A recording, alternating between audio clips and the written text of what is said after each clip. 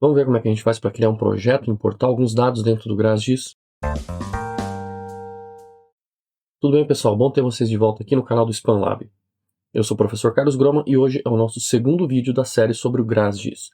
A ideia é mostrar como é que a gente cria um projeto, que no Gras é aquela história de location, mapset, e como é que a gente faz para importar dados ali dentro. Eu vou fazer isso com um dado raster e um dado vetorial, só para a gente ter essa visão geral e ter uma ideia também de como é que é a interface e conversar um pouquinho sobre como as coisas funcionam.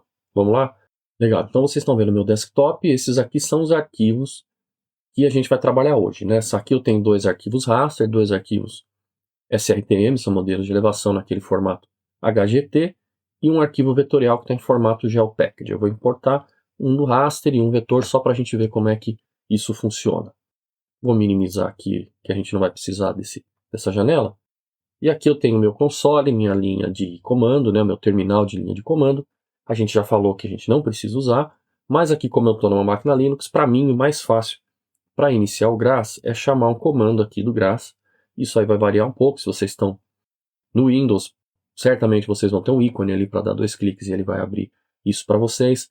No Mac você vai ter o ícone também, mas você também pode chamar o terminal se quiser. Eu vou só ligar o Gras aqui.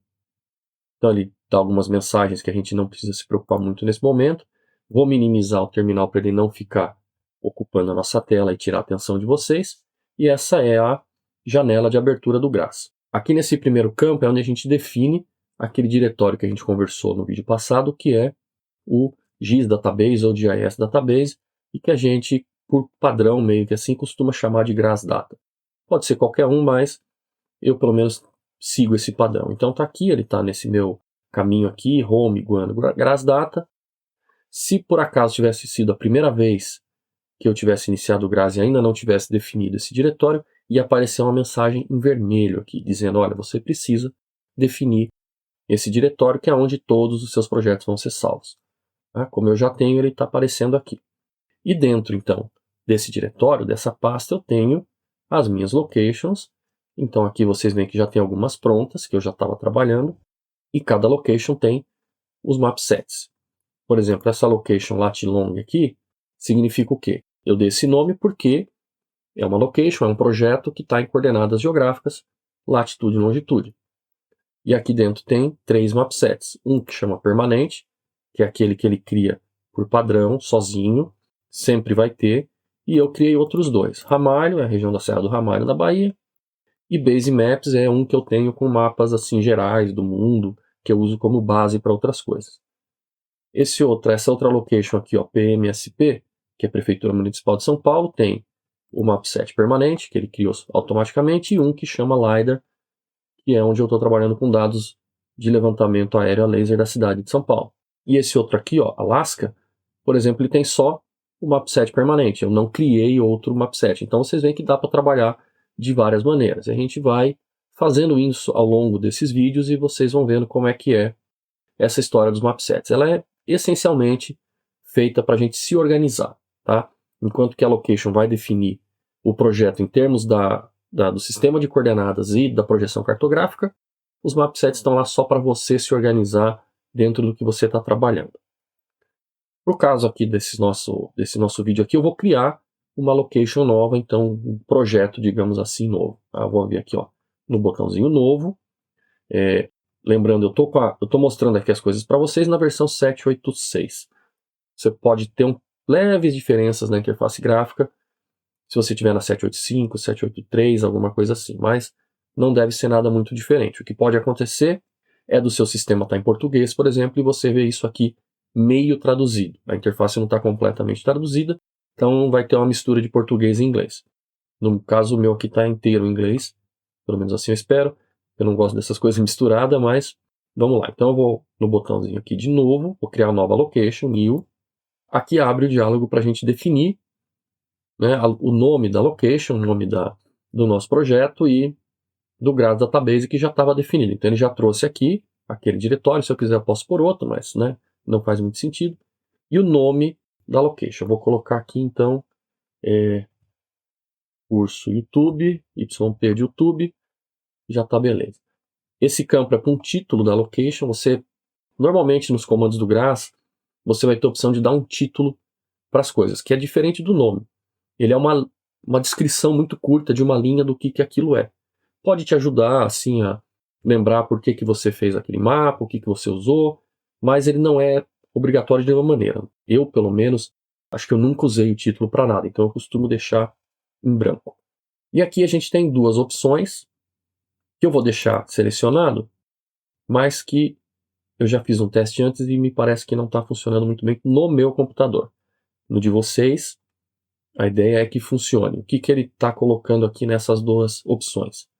A primeira é que, uma vez criada a location, você vai definir qual a extensão da region padrão. Lembra que a gente falou da region no outro vídeo, né? Que ela vai definir aonde é a área de análise, que é um conceito similar ao que o Spring tem de retângulo envolvente. E aí, normalmente, quando você cria uma location aqui, você também define uma region padrão. Você não precisa, na verdade, disso. Você pode definir e mudar a definição da region a qualquer momento que você está trabalhando, mas também é normal que você já tenha, por exemplo, uma ideia de onde você vai trabalhar, você já sabe qual é a tua área de estudo, então você já define ali os limites dessa tua área. E a opção aqui de baixo é de criar um mapset para o usuário. Então você cria um mapset com o nome que você vai dar, além daquele lá padrão que é o permanente. Definimos isso aqui. Próximo, vai ver que está misturado o inglês com o português. Olha, aqui está próximo em vez de next, mas vamos lá. Então agora aqui a gente tem opções, várias opções, para ver como a gente vai criar essa location, qual método eu vou usar. Então eu posso selecionar um código EPSG, que define um sistema de referência. EPSG é uma maneira de você simplificar a busca por projeções cartográficas, bem dizer. Você tem uma listona gigante de projeções cartográficas e cada uma recebe um código numérico. Então, em vez de você ter que colocar todos os parâmetros, você põe aquele código e pronto. A gente pode ler todos os parâmetros a partir de um arquivo que já está georreferenciado. Então, se eu tenho, por exemplo, um GeoTIFF que eu baixei de uma imagem de satélite que já está com a projeção correta, eu posso pedir para o GRASS dar uma lida naquele arquivo e ver quais são os parâmetros de projeção e usar aquilo ali. Então isso também é interessante se você já tem um arquivo que você queira usar. Posso ler os parâmetros de projeção de um arquivo de texto, tá, que esteja nesse formato WKT ou Well Known Text, então texto bem conhecido, e que normalmente vai ser aquele arquivo tipo PRJ que vem com o shapefile. Vocês lembram que o shapefile ele não é um arquivo único, né, um arquivo físico único. Ele é um que a gente chama de arquivo lógico, que ele é feito de 3 até 6 arquivos físicos no seu disco, que é tudo aquilo o sistema entende como um arquivo shapefile só. E junto desses arquivos, né, entre esses 6, você tem normalmente um que é um textinho, um arquivo de texto com extensão PRJ, e aí você pode pedir para ele ler esse arquivo também e criar a tua location com base nisso. A outra opção é de criar um sistema genérico XY, cartesiano, assim, sem projeção, sem nada, que dependendo do que você vai usar pode ser uma opção. E alguns métodos mais avançados aqui, onde a gente seleciona os parâmetros da projeção de uma lista, ou onde você realmente coloca os parâmetros dentro de um formato que é o formato proj4. Eu vou mostrar para vocês esse formato lá no final, quando a gente estiver finalizando a criação da location, vai aparecer. E aí eu vou mostrar para vocês o que é esse proj4. Vou manter aqui a primeira opção, dar um próximo. E aí ele vai abrir para mim essa outra janela. Vou aumentar aqui um pouquinho para vocês. Então, aqui ele tem todos os códigos EPSG com todas as projeções. Na verdade, eu falei que eu ia mostrar o proj4 lá no fim. Não, eu vou mostrar já. Que é isso aqui, ó. Esses parâmetros aqui são os parâmetros dessa biblioteca que faz as projeções cartográficas chamada proj4. Então, imagine, você poderia colocar isso aqui na mão. Ó. Mais proj, não sei o que, mais lat 0, mais long 0. Todos esses parâmetros aqui. Bom, acho que ninguém é doido para ficar digitando tudo isso aqui sozinho só para definir a projeção, né? Então aqui a gente vai fazer o nosso location, o nosso projeto em latitude e longitude, né? Porque é o sistema que aqueles dois arquivos que eu vou usar de exemplo estão, e para mostrar isso daí para vocês também. Então aqui eu posso procurar, e eu vou procurar pelo quê? Pelo número, pelo nome, alguma coisa assim. Deixa eu dar uma olhada aqui. Eu colocar WGS 84, eu não sei se vocês perceberam, mas a lista diminuiu. Eu vou deletar aqui. Não sei se vocês conseguem ver aqui o indicador aqui da barra de scroll. Se eu deleto aqui, mas a lista muda. A partir do momento que eu vou descrevendo, olha aqui, ó, ele vai filtrando a listagem. Então a gente fica com menos opções para ter que procurar na mão, né? Então WGS84, e aqui eu vou dar uma procurada. Cheguei. Eu quero ele sozinho, WGS84 sem mais nada. Então vejam aqui, ó, mais proj igual long lat, né, latitude e longitude, mais datum igual WGS84, mais no defs, então sem mais nenhuma definição, mais type igual a CRS, Coordinate Reference System. Então é só isso, é a projeção latitude e longitude, WGS84, eu podia também buscar esse código, ó, 4326. Escolhi aqui, próximo, ele me dá essa opção aqui que é de transformação do datum. Dependendo do datum que a gente escolhe, tem transformações. Tem datum que funciona melhor numa área ou no outra, e aí ele vai te dar uma lista dependendo do que você está usando. Nesse caso aqui eu tenho a opção de não aplicar transformação ou aplicar a transformação que é usada em toda a região do WGS84. Vou ficar com ela. Ok? Dá um resumo. Então, Graphs Database, o caminho da pasta, Location, curso YouTube, não coloquei título, projeção e as definições aqui naquele formato proj4. Então vou concluir, tá tudo certo. Criou aqui, ó, curso YouTube, e aqui é que tá, ele não abriu pra gente a janela, pelo menos aqui para mim, de criar o mapset do usuário e definir a region padrão. Eu vou mostrar para vocês como deveria ser essa janela naquela nossa apostila que nós estamos seguindo, né? Lembra que eu falei da apostila, que ela está lá disponível. Então vou mostrar isso para vocês. Olha aqui, pessoal. Então eu estou aqui na página 39 dessa versão da apostila, que é a versão 2016, né? Então aqui seria o finalzinho ali da nossa definição da location, o resumo que ele mostra. Nesse exemplo aqui ele está colocando uma location UTM, mas tudo bem. E aí deveria vir uma janelinha perguntando se a gente quer definir a extensão padrão da region, fala sim, e coloca os valores, né, dos limites norte-sul, leste-oeste e uma resolução padrão para isso daí. Isso dependendo do sistema de coordenadas que você está, você pode pôr direto o número comum em metros, no caso da coordenada UTM, ou se você está trabalhando em latitude e longitude, você tem mais de uma opção. Você pode colocar os valores como grau, minuto, segundo, né? Então aqui, olha, 19, 2.36, 2.00S, 19 graus, 36 minutos, 00 minutos sul. Então você pode usar esse formato aqui, ou colocar em graus decimais, né? Então esse mesmo valor aqui, esse aqui, ó, menos 19.6. Lembrando que o sul e o oeste são negativos, então você poderia usar os dois. E a resolução também pode ser em grau, minuto, segundo. Lembra sempre de pôr os zeros aqui onde não tem nada, ou em formato decimal seria isso aqui, 3 segundos de arco aqui, 3 segundos de arco aqui. E depois de definida a região padrão, então dá um nome para o mapset que você quer trabalhar, do seu usuário, e pronto. E aí ele iniciaria a sessão do Graphs já dentro do seu mapset. Eu não sei bem por que ele não criou aqui para a gente, mas a gente pode fazer isso. A gente vai criar um mapset e a resolução da region, os limites da região padrão, a gente não vai mexer agora. Isso a gente mexe depois, que no próximo vídeo é onde a gente vai trabalhar mais com essa questão da region para ver direitinho como é que ela funciona, e ali a gente vai mexer mais com isso. Então eu vou vir aqui, ó, selecionar mapset, vou dar um novo e colocar um nome qualquer aqui, tá? Vou, por exemplo, YT de YouTube, pode pôr o que vocês quiserem. Só lembra de tentar não usar espaço no nome ou acento, caractere especial, tipo cedilha, coisas acentuadas, ou espaço. E também, se não me engano, o Graphs não vai deixar você fazerem coisas que comecem com números, porque isso depois pode ter um problema ali interno. Então tenta manter essas três coisas sem fazer, tá? Não coloca número no começo, não coloca espaço no nome e não usa caractere acentuado, porque isso pode dar problema. Tudo bem, criei, e aí sim eu venho aqui nesse botãozinho verde e inicio a sessão do GRASS. Olha lá, ligou, eu vou mudar um pouquinho as janelas aqui para vocês poderem ver melhor. Trazer essa aqui é do Map Display, onde nossos mapas vão aparecer. Vou trazer essa para baixo aqui para não ficar em cima dela. Beleza. Então aqui é o que a gente chama de Layer Manager, onde está o nosso menu principal com todos os comandos, alguns atalhos aqui para a gente trabalhar. E aqui é onde vai estar, por exemplo, pendurada a pilha de raster, né? Olha, tá vendo? É uma aba que chama Layers.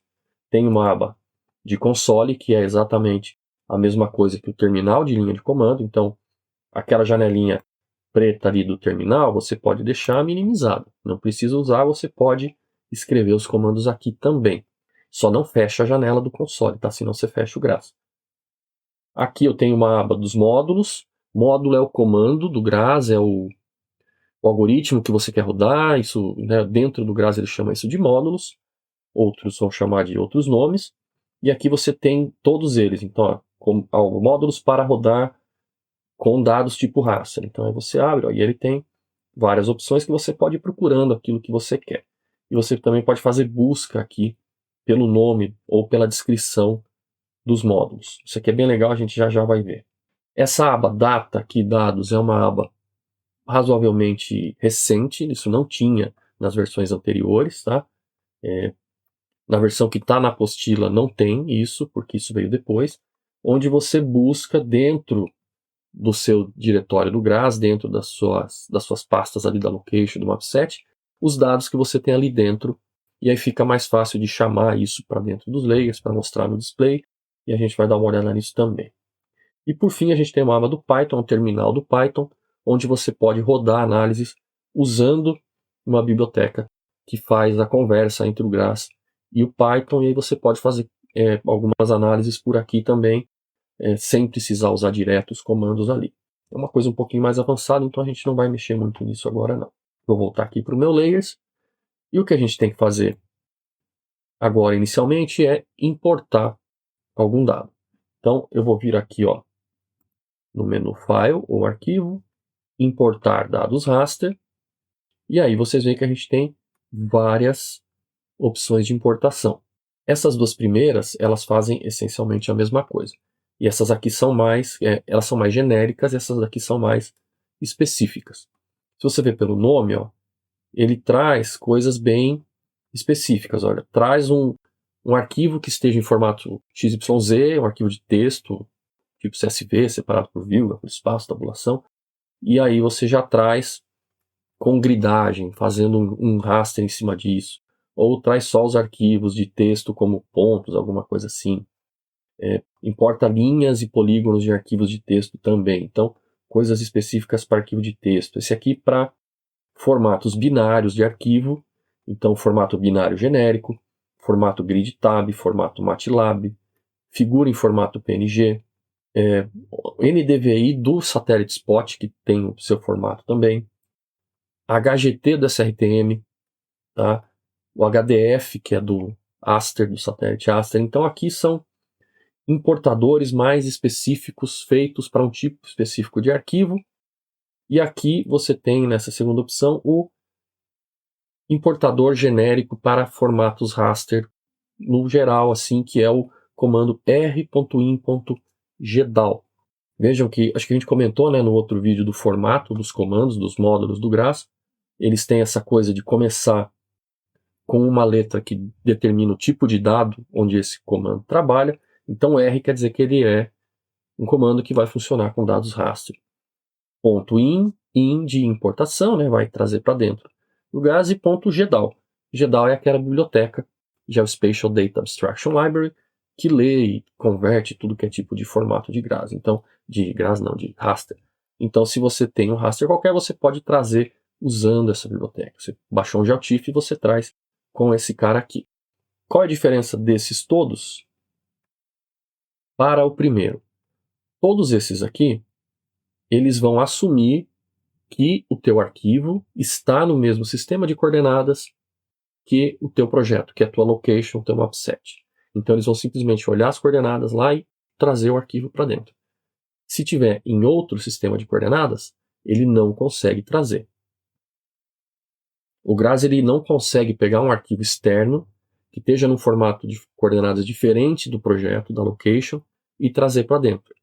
Ele consegue fazer a projeção entre locations, entre projetos. Então, para você trazer, por exemplo, um arquivo que esteja em lat-long para uma location em UTM, você tem que ter as duas locations, uma em lat-long e uma em UTM, importa em um, sai do GRAS, entra de novo na outra location, importa e projeta para lá. Isso era o que a gente fazia até pouco tempo atrás. E aí criaram esse comando aqui de cima, chamado r.import, que ele é uma coisa mais generalista. Ele vai entender se a projeção não bate com aquela do teu projeto, e aí ele vai criar todo esse monte de coisa que a gente acabou de falar ali no background escondido. Então ele vai criar uma location no sistema de coordenadas do dado que está lá, e aí vem para aquela que você está e importa. Então se eu estou dentro de uma location em UTM e tem um dado em lat-long, ele cria uma location temporária em lat-long, importa o dado lá para dentro, vem para a location que a gente está em UTM e projeta dali para cá. Então isso ajudou muito a gente desde que isso foi criado. Tá? A gente vai falar também mais disso aqui no próximo vídeo, onde aí sim a gente vai trabalhar com uma location em UTM e trazer dados em latitude e longitude. Hoje eu vou trazer direto, sem fazer a reprojeção. Como a gente tem um dado que está no formato HGT, que é o formato do SRTM, eu vou usar esse importador aqui, ó, SRTM HGT Import. Então, o importador do HGT, olha lá.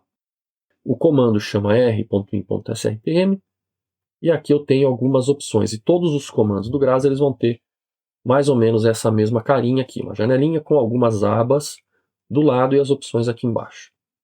Então eu tenho a aba Required, ou seja, aquilo que eu realmente preciso informar para o meu comando, senão ele não vai rodar. E aqui no caso é o nome do arquivo SRTM. Eu vou procurar ele aqui. Eu deixei ele onde? Deixei ele... Acho que não, tá? Errei. Aqui. Aqui, vou pegar o 48. Então tá lá, nome do arquivo, pronto. Aba opcional. Vamos ver as opções aqui, ó, de baixo para cima. Então, saída quieta do módulo, quer dizer que ele vai rodar sem te dar nenhuma mensagem.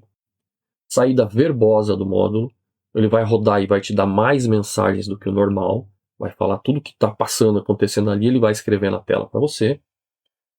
Permitir que os arquivos de saída sobrescrevam os arquivos existentes. Essa é uma opção importante da gente conhecer. Porque no GRAS é diferente do QGIS, por exemplo, que quando você manda salvar e o arquivo já existe, você dá o mesmo nome, o que ele faz? Ele pula uma janelinha para você ali dizendo, olha, o arquivo já existe. Você quer sobrescrever esse arquivo? Você fala, quero, tá bom, vai lá. No GRAS isso não funciona. Se você manda fazer um arquivo e ele manda gerar um mapa lá qualquer e ele já existe com o mesmo nome, o GRAS para. Ele para, dá um erro e diz, não vou fazer porque o arquivo já existe. Então, se você sabe que isso é uma coisa que pode acontecer, você vem aqui e clica, seleciona isso aqui e diz, tudo bem, sobrescreve. Aí ele faz. E essa opção de cima aqui, agora não precisa porque não tem nada lá, né? E esse arquivo aqui, essa opção aqui é o quê? Input é um arquivo de 1 arco de segundo. Default, 3 arcos de segundo. Por quê? Porque esse módulo, esse comando aqui foi criado um tempo já atrás, quando o que a gente tinha eram os SRTM de 90 metros, de 3 arcos de segundo, né? Então, como um arco de segundo não era uma coisa tão comum, ficou como opcional. Hoje, o de 1 arco de segundo ou 30 metros é o que está disponível para todo mundo, então tem que lembrar de colocar essa opção aqui.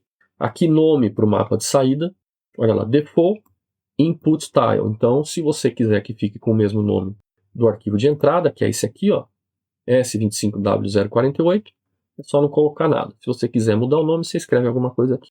Comando output, aqui é que ele vai escrever as mensagens de saída.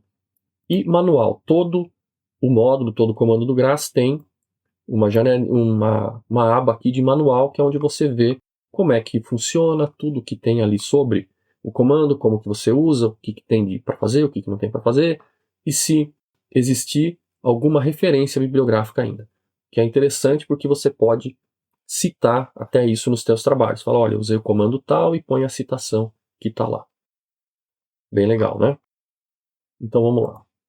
Eu vou rodar isso aqui para a gente ver o que dá. Então, olha lá, ele coloca algumas opções, ele sempre vai escrever algumas coisas, né? Fiz isso, fiz aquilo, deu certo. Então, aparentemente, não deu nenhum erro. Vamos ver o que aconteceu. Não apareceu nada aqui, mas o arquivo está lá. Se ele não deu um erro, ele importou o arquivo. Então, a gente pode vir aqui nesses atalhos, e aí a gente tem esses ícones aqui, ó. Esse tem esse xadrezinho em cima aqui é o de raster, e esse que tem essa linhazinha é o de vetor. Então, vê que tem um mais aqui, olha, nesse primeiro. Vou clicar nele para adicionar um raster na minha pilha de layers. O comando em si chama d.rast. Deixa eu minimizar essa janela aqui. d.rast, ou seja, d de display. Então eu estou buscando um dado que está lá dentro do meu banco de dados do GRASS, dentro daquele meu projeto do GRASS, e vou chamar ele para a pilha de display. Vamos procurar aqui, olha lá, está ele aqui sozinho, é o único que a gente tem, é o único que a gente importou. Vou dar um OK. Chamou, tá vendo? Tá aqui o arquivo. Aqui a gente tem um botãozinho com algumas opções. Então, olha lá, tem remover da pilha, renomear o nome na pilha, não do arquivo, mudar grau de transparência, zoom para os mapas e coisas assim. E aqui algumas opções de semi-análise, né? Então você pode ver um histograma dos seus mapas, você pode fazer estatística deles, pedir os metadados, que é interessante a gente ver. Ele te dá um metadado simples, tipo, olha, esse arquivo aqui tem tantas linhas, tantas colunas, o máximo, o mínimo, coisas assim. Quer ver? Vamos dar uma olhada aqui, ó, metadados. Ele traz para a aba do console, tá? Porque ele é como se ele estivesse rodando no terminal de linha de comando, imprimindo isso no terminal de linha de comando. Deixa eu aumentar aqui um pouquinho para vocês. Deixa eu ver se não pega ali. Bom, tudo bem. Olha lá, então ele roda um comando que chama r.info, na verdade, que está lá, está disponível também aqui nos menus. E dá um info nesse mapa, diz quem é, quantas linhas, quantas colunas, projeção, olha lá, mínimo e máximo. Descrição, foi gerado pelo r.in.gedal. Uai, mas eu não usei o comando r.in.srtm? Usou, mas o r.in.srtm, na verdade, é um script que já tem algumas opções pré-definidas para casar com as opções do srtm e que depois ele chama o r.in.gedal com essas opções. Então, foi isso que ele fez, tá? Legalzinho esse módulo aqui, bem útil, a gente usa bastante esse rinfo, esse metadado, e o arquivo está aqui. Aí ele já colocou uma escalinha de cor padrão e ele está importado aqui. Vamos ver agora, antes de trazer o mapa vetorial, vamos ver agora como é que isso ficou lá na estrutura dos arquivos e dos diretórios. Porque isso é interessante da gente ver. Deixa eu ver se não está pegando aqui, aumentar um pouco essa janela para vocês. Vou voltar aqui para a minha pasta Grasdata. Então essa aqui era a pasta que a gente tinha, né, aquele diretório que a gente tinha apontado como o Gras Database, né, onde iam ficar armazenados todos os projetos. E vocês lembram, cada um desses era um quê? Uma location. Então cada location é um diretório, uma pasta no nosso sistema. E dentro dele, eu vou entrar aqui nesse que a gente criou, que é o curso YouTube, lembra, essa é a nossa location. Dentro tem o quê? Os mapsets. Então tem o permanente, que é o que ele faz por padrão, e esse foi aquele que a gente criou, YT. O que é que tem no permanente? Por enquanto tem só alguns arquivos de texto, tá? Porque aqui ele olha, por exemplo, default wind. Wind é a region, é o nome que ele dá para o arquivo da region. Então aqui ele é a definição da region padrão.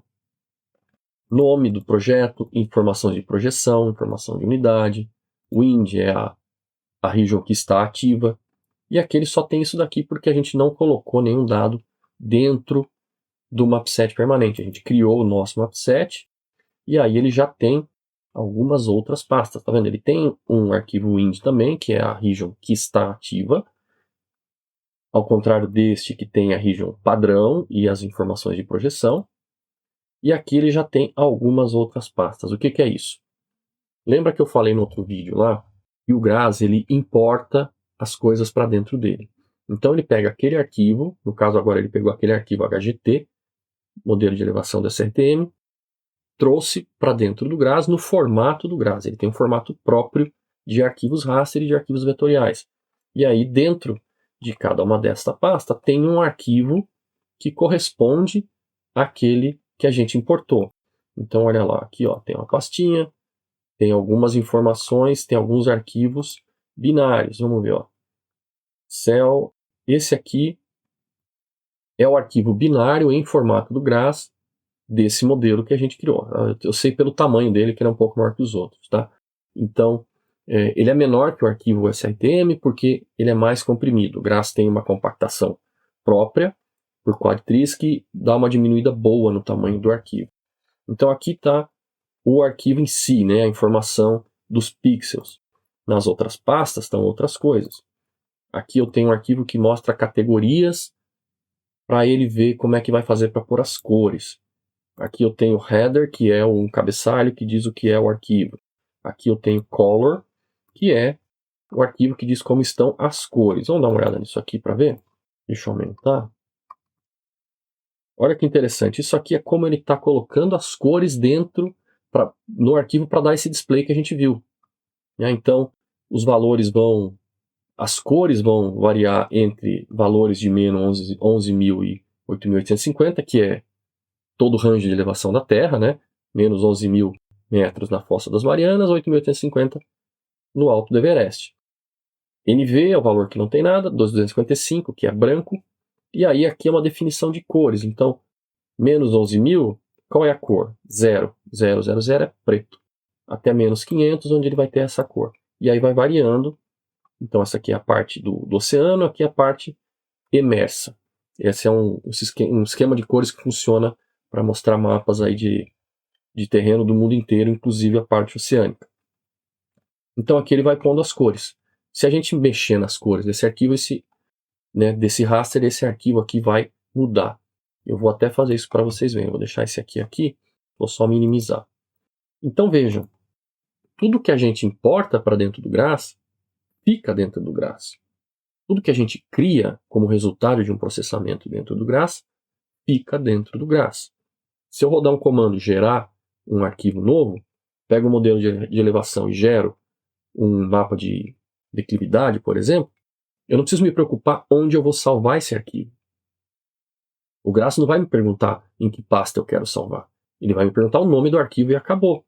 Por quê? Porque ele vai pôr dentro dessas pastas aqui as partes que cada arquivo tem que ter aqui. Então ele vai pegar, então criou um mapa de declividade, vai vir o de célula, vai vir o de categorias, cada uma no seu lugar. Ou seja, quando eu sair do GRAS e entrar de novo, começar uma nova sessão e escolher aquele minha mesma location, aquele meu mesmo mapset, todos os dados que eu gerei estarão lá ainda. Não tenho que me preocupar com isso, não tenho que ficar gerando as coisas de novo. Eu digo isso porque é uma dúvida muito comum das pessoas, tá? E quando a gente trabalha aqui, os arquivos que estão nessa pilha de layers, eles estão na pilha do display. Olha aqui, display. Então não são os dados, é o que está no display. Se eu tiro ele daqui da pilha de layers, ele continua lá nos arquivos. Só sai do display. E aqui na aba data, ele vai aparecer também. Deixa eu dar um refresh aqui, ó. Então, na minha location curso YouTube, eu tenho o mapset permanente e o mapset YT. No mapset YT eu tenho dados agora do tipo raster, e é este arquivo aqui. Tá? Então eu posso pegar por aqui também e colocar no display. Quando você tem vários arquivos, isso ajuda bastante. Tá? Então, se eu der um clique com o botão direito aqui, ó, ele tem algumas opções interessantes. Tá? De copiar, colar, copiar o nome, deletar o arquivo. Né? É importante deletar os arquivos pelo comando de deletar os arquivos do GRAS, porque você tem que deletar vários. Né? Você não vai deletar um só, você vai deletar em várias pastas. Então, se a gente for fazer isso na mão, certamente vai dar problema. Então, tem que fazer por aqui. E aqui ele também tem o display layer. Então, se eu clico aqui, ele joga lá para a pilha de display. Vamos fazer o mesmo, por exemplo, vamos importar o arquivo, o outro arquivo, né? SRTM. Vamos ver se deixa eu ver se o comando está aqui ainda. Está aqui. Então está aqui o R em SRTM. E eu vou pegar aqui, olha, como eu sei que o nome é igual, eu sei que ele está na mesma pasta, eu sei que ele tem o mesmo nome, eu vou só mudar o finalzinho aqui, e aqui é 49 o do segundo, tá? Então, podia ir lá procurar e tal, mas eu sei que é o mesmo, eu só vou mudar e rodar. Ele vai importar da mesma maneira. Agora não vai aparecer aqui na tela, até porque é do lado. Mas eu quero mostrar para vocês mais uma coisa. Umas coisas. Primeiro que ele tem aqui, ó, essa opção Close Dialog on Finish, ou seja, fecha a janelinha de diálogo depois que o comando rodar. E por padrão ele vem desselecionado. Então a janelinha fica aberta e você pode rodar várias vezes o mesmo comando. Você pode rodar, viu como fica, muda um parâmetro, roda de novo, viu como fica, muda um parâmetro, roda de novo, assim por diante, sem ter que ficar abrindo o diálogo várias vezes, que é o padrão do QGIS e do ArcGIS, por exemplo. Então isso aqui eu acho bem interessante. Quando a gente for mexer com Region no próximo vídeo, isso aqui vai ser muito útil. E aqui, além do botão de rodar o comando, eu tenho um de fechar a janela, um de Help e um de Copy. Copy faz o quê? Ele vai copiar o comando, porque lembra que a gente tem uma interface gráfica, mas o GRASS também tem toda a interface de linha de comando. Então todos os módulos, todos os comandos do GRASS podem ser rodados pela linha de comando, sem precisar da interface gráfica, inclusive. O que é ótimo quando você está fazendo scripts, quando você está usando com programação, alguma coisa assim. E o comando está aqui, ó. Sempre ele aparece na parte de baixo da janela. Então, olha, rin srtm, -1, input igual tal. Esse é o comando que eu colocaria na linha de comando para rodar e fazer essa mesma operação. E se eu der um copy, ele vai copiar esse textinho aqui e eu posso colocar ele, por exemplo, em um arquivo de texto. Eu posso vir aqui, ó, criar um arquivo de texto e colocar uma coisa tipo importar srtm e o comando. Então com isso eu posso ir fazendo, por exemplo, uma memória da minha análise. Eu sei exatamente tudo que eu fiz passo a passo se eu fizer esse copy e cola aqui. Então, a cada comando que eu rodo, eu coloco, por exemplo, no arquivo de texto. E aí eu sei o que eu fiz. Se eu precisar refazer, vai ficar fácil, porque os comandos estão lá. Eu posso copiar esses comandos aqui e rodar eles de novo na janela de terminal, na janela de linha de comando, e ele vai rodar de novo. Eu posso, por exemplo, tirar uma dúvida. Poxa, eu rodei aquele comando, mas qual foi o parâmetro que eu usei? Foi 10? Foi 15? Se você tem algo assim, você não vai esquecer. Deixa eu só fazer uma coisa. Quer ver? Eu vou colocar aqui o overwrite para permitir que ele escreva. Então, olha que ele colocou uma opção a mais aqui, né? -- overwrite. Eu vou copiar aqui para vocês verem. Vou colar aqui. Então, vejam que esse é o comando que ele usaria. r.in.srtm, que é o módulo, espaço, tracinho ou menos. Eu estou mais acostumado a falar menos do que traço. Tem muita gente que fala traço, mas é a mesma coisa. Então, traço 1, que é aquela opção de 1 segundo. Espaço, -- ou 2 traços, overwrite, porque é um escrito um pouco maior, que é aquele de sobrescrever, espaço.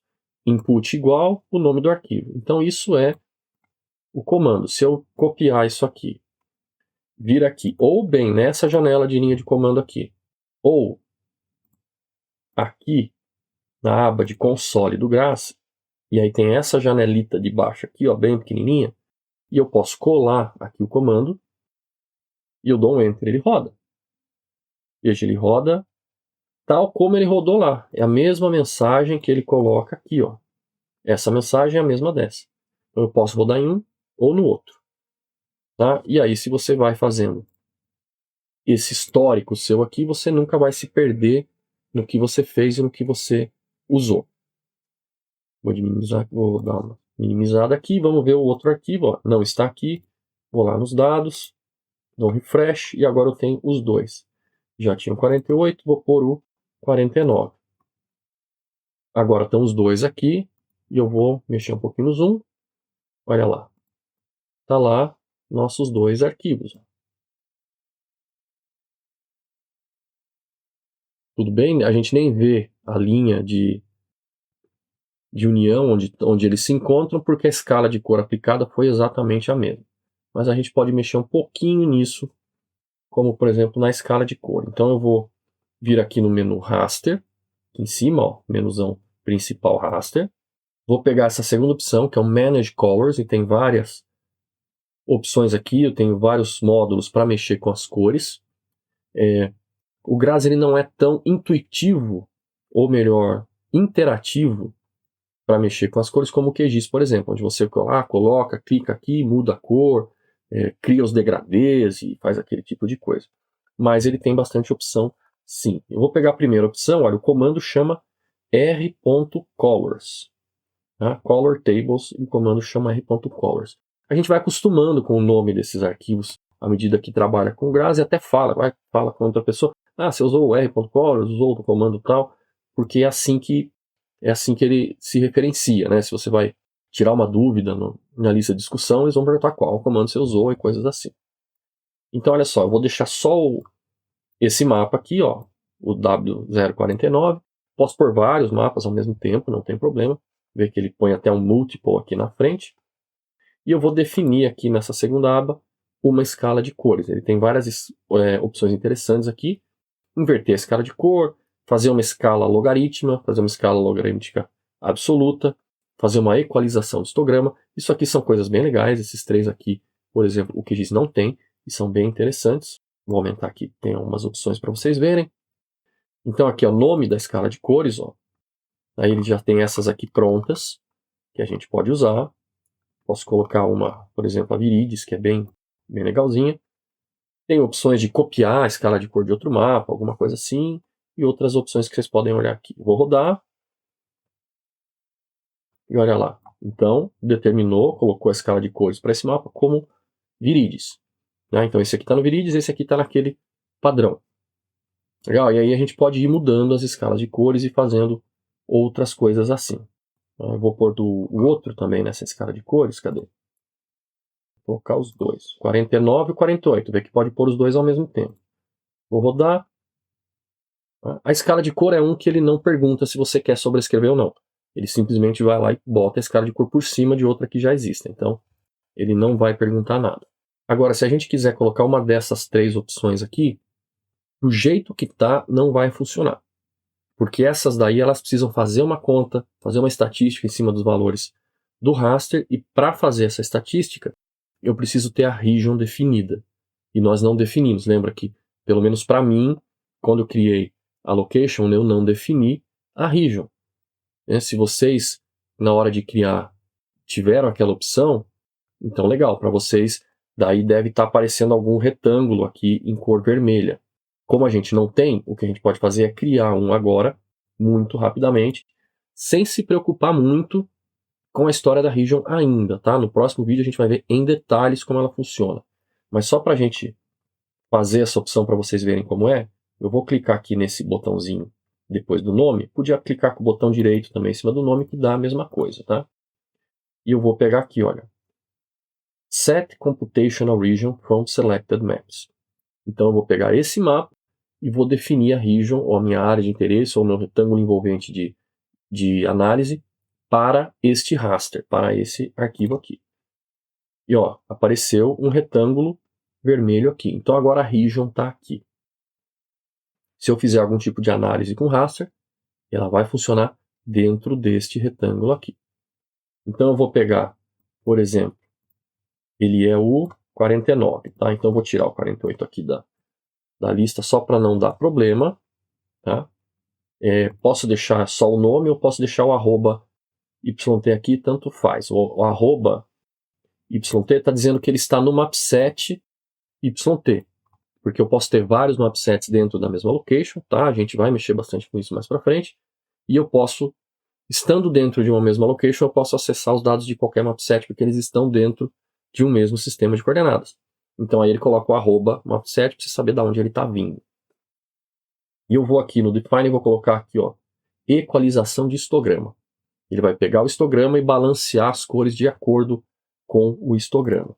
E aí ele demora um pouquinho mais, porque ele tem que calcular, mas olha, ficou bem mais legal, né? Porque ele balanceou pelo histograma da imagem. Quer dar uma olhada no histograma? Tem algumas opções aqui em cima para você. Aqui tem a opção de zoom, de pan, e tem esse íconezinho aqui com um gráfico, um pequeno gráficozinho, raster em cima. Então são alguns comandos para dar uma análise rápida em cima do mapa. Então olha só, cria histograma do mapa raster. Vou clicar nele e ele já criou para mim. Então esse é o histograma desse arquivo SRTM aqui. Ele, para criar isso aqui, ele usa a biblioteca Python Matplotlib. Então, vocês podem também salvar esse arquivo aqui, ó, como essas opções. Isso muda um pouco de plataforma para plataforma, tá? No Windows talvez não tenha o XBM ou XPM, alguma coisa assim, mas pode salvar como um arquivo PNG, um arquivo JPEG, este plot aqui nesse íconezinho aqui. Pode mudar a cor, a fonte, cor da fonte, essas coisas. Pode dar um zoom aqui, ó. Deixa eu ver, olha lá. E ver melhor o histograma. Mas ele não tem muita... vocês viram que tem dois comandos de histograma ali, porque o outro ele traz mais informação para a gente, mas ele não faz esse plot tão bonito usando o Matplotlib. O que ele vai fazer, ó, criar histograma com d.histograma, que é um comando bem das antigas do GRASS, mas que é bem legal porque ele põe as cores para a gente. Olha que barato. Então, deixa eu ver se está certo ali. Tá. Então ele usa a mesma escala de cores do mapa para colorir o histograma e fica super bonito, né? Só que a gente não tem muito controle aqui de tipo de fonte, a gente não consegue deixar muito bonito esse gráfico aqui. Mas é bem legal de usar os dois. Tudo bem, então agora deixa eu mostrar para vocês, para eu fechar esse aqui, como é que é a importação de um arquivo vetorial e um pouquinho de simbologia desse arquivo vetorial também. Não, falando em simbologia, deixa eu só fazer uma coisa com o raster antes. Eu vou dar um zoom aqui. Ó, dar um zoom aqui. Tudo bem? E aqui, olha, eu vou dar 2 cliques nele para chamar o que seria o equivalente a chamar as propriedades desse arquivo no QGIS, que é o comando d.raster, é o comando de fazer o display do raster, mas aqui a gente tem algumas opções, ó, só para vocês verem. Então tem uma linha de seleção, então eu coloco uma lista de categorias que eu quero que ele mostre para mim. Então se esse raster aí vai até os 1000 e tantos metros, até perto do nível do mar, até 1000 e tantos metros, mas eu quero mostrar só, por exemplo, entre os 100 e os 300 metros. Então eu coloco aqui, ó, 100-300. Ele coloca a maneira que a gente tem que escrever aqui. Eu dou OK, ó.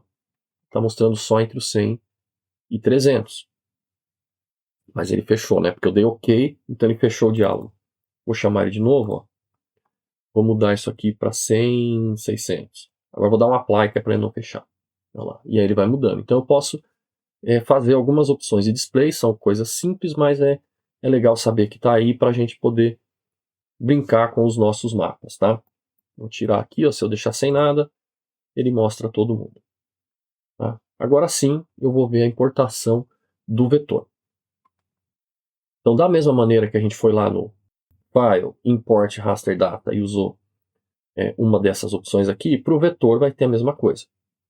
Então, eu tenho opções um pouco mais específicas, formato E00 da Esri, alguma coisa assim, formato MATLAB, DXF, pontos ou linhas em formato texto ASCII, e aqui a mesma coisa, tá? Então o v.in.ogr é o equivalente ao r.in.gdal, só que para os vetores, tá? Faz parte da mesma biblioteca, vai ler tudo que é formato de arquivo, sem imaginar que os arquivos precisem de projeção, tá? Assumindo que eles estão no mesmo sistema de coordenadas.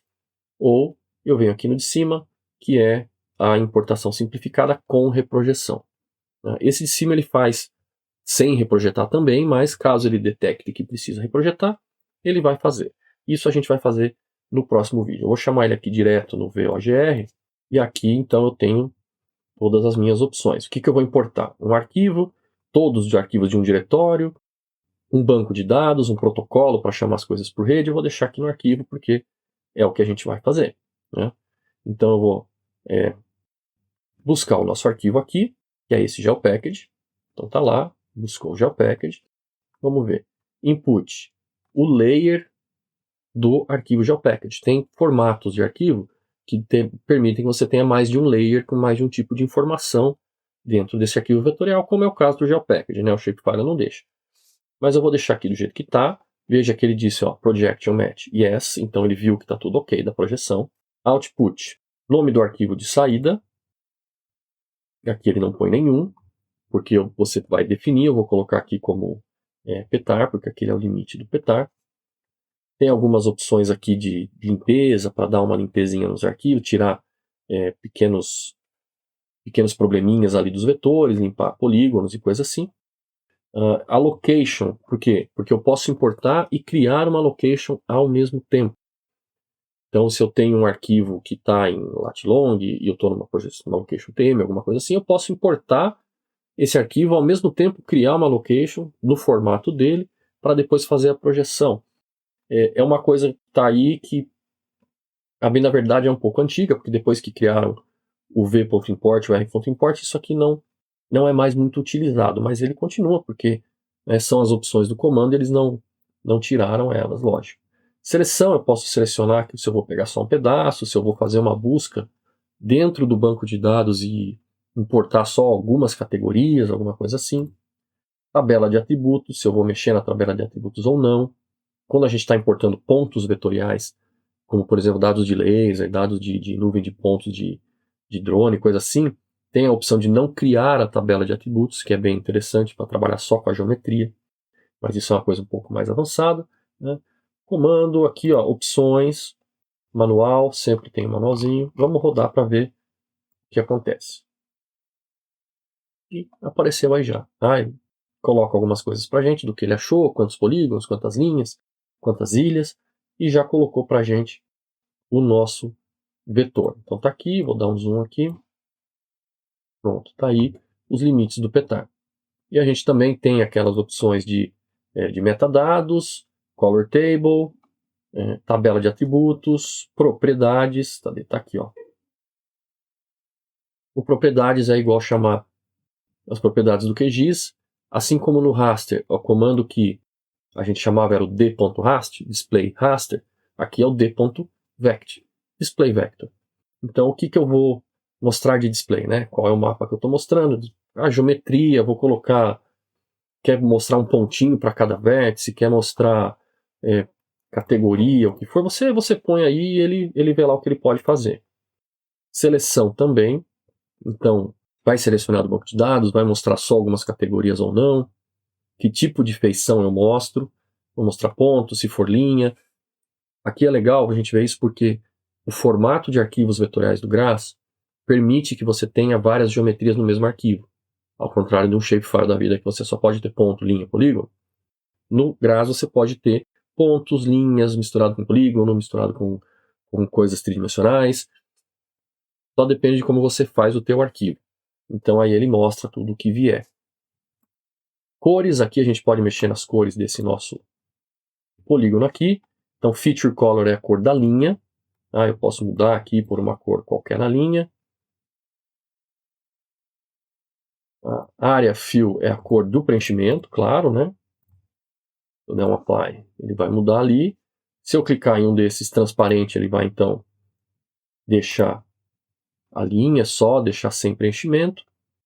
E, dependendo de como eu faço meu banco de dados, eu posso ter uma coluna que diz as cores de cada categoria, e aí aqui ele me deixaria buscar isso no banco de dados. Aí as cores têm que estar no formato RGB, triplex, né, de 0 a 255, 2 pontos, né?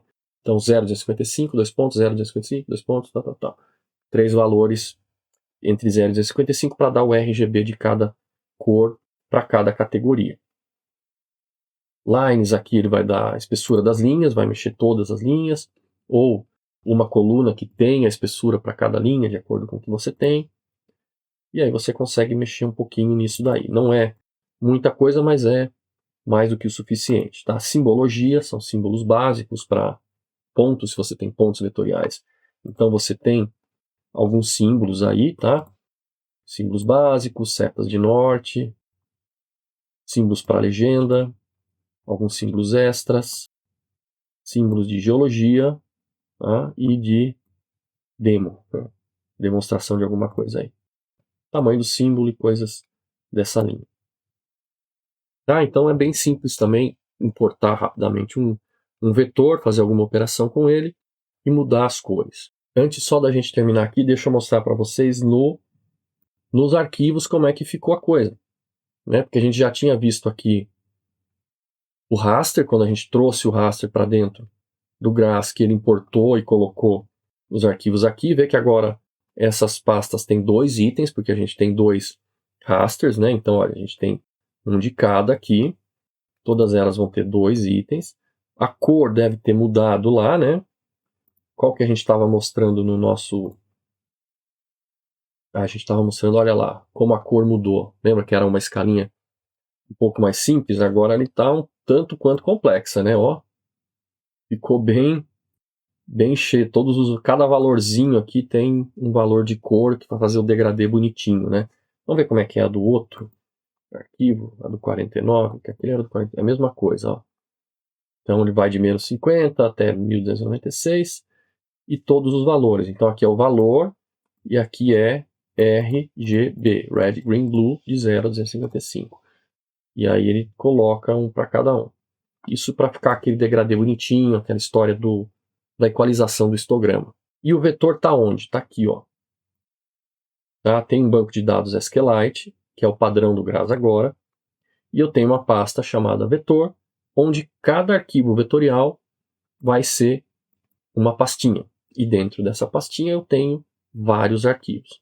Então, meio que similar ao que o shapefile é, né, com vários arquivos para montar um arquivo lógico, o arquivo do vetorial do GRAS ele também é composto de vários, só que ele fica no formato proprietário do GRAS, proprietário não, nativo do GRAS, e é todo otimizado para trabalhar, e os comandos do GRAS são otimizados para trabalhar com esse formato aí.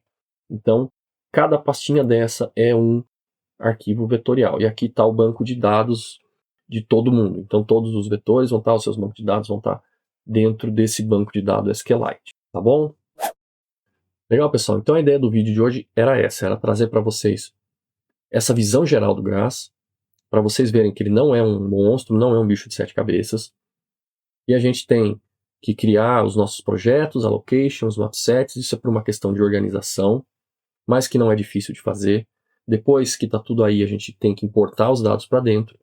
Dá para trabalhar com arquivos externos sem importar para dentro do GRAS? Dá. Mas o melhor é trabalhar com eles dentro do GRAS, porque eles vão estar no formato do GRAS, então a coisa vai rodar melhor, os comandos vão rodar mais rápido e vai estar tudo ali bem colocado tudo no mesmo formato. Você sabe que vai estar todo mundo no mesmo sistema de coordenada, na mesma projeção, não vai ter problema. A visão era essa, vocês viram como é que a gente faz para importar, vocês viram como é que faz um pouco para mexer com as cores, com as propriedades. E agora, o que a gente vai fazer no próximo vídeo é refazer essa questão da allocation, só que agora em UTM, porque a partir do próximo vídeo a gente vai começar a seguir a apostila. Vê que hoje eu não segui, não usei a apostila, a gente vai seguir isso a partir do próximo vídeo, e ali os exemplos estão com uma allocation UTM. Então a gente vai fazer de novo isso aqui, uma allocation UTM, importar agora com a reprojeção para o UTM, e começar a olhar bem como que funciona a region. A region é muito, muito importante, ela é uma das coisas mais poderosas que tem, assim, e que só o GRAS tem, e que deixa a gente fazer coisas muito legais. Então, precisa entender como ela funciona, e porque ela é um dos grandes problemas, assim, sabe? A maioria das dúvidas de quem está começando no GRAS se resolve com um acerto na region, nas configurações da region. Às vezes a pessoa está com a region aqui mandando fazer uma análise aqui. Aí não vai funcionar. Então a gente vai ver bem isso no próximo vídeo. Espero que vocês tenham gostado do conteúdo, espero que tenham aprendido alguma coisa. Sei que os vídeos estão ficando um pouco longos, mas eu estou tentando explicar bem assim como é que a coisa é, porque tem muito pouco material sobre GRAS em português. Então espero que vocês tenham gostado. Digam o que vocês gostaram aí nos comentários. Se gostou, deixa seu like. Se não gostou, deixa o dislike. Espalha o vídeo aí, compartilha com todo mundo. Aproveita, se inscreve também no canal para saber quando vem vídeo novo, aí tem que apertar aquele sininho. Mas fica junto com a gente que a gente tem mais coisa vindo por aí. Segue a gente nas redes sociais, que quando tiver alguma coisa, algum anúncio de coisas novas, de vídeo novo, a gente põe lá também. E eu vou deixar agora aí na tela 2 links de vídeo, de playlist, né, a playlist do curso de QGIS e outros vídeos aí para vocês continuarem assistindo se assim quiserem. Para todos vocês, um grande abraço e até o próximo vídeo.